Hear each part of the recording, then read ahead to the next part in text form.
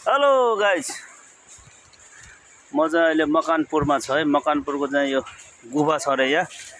यो गुफाभित्र यो भाइहरूले देखाउन लाने रे। यो चाहिँ तल बगिरहेछ बागमती, बागमती है।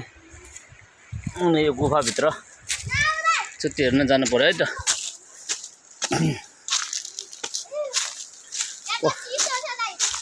हाँ?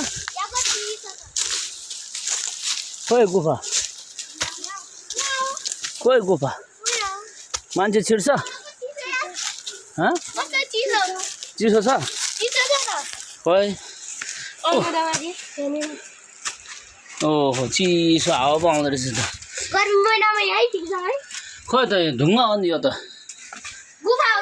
खोइ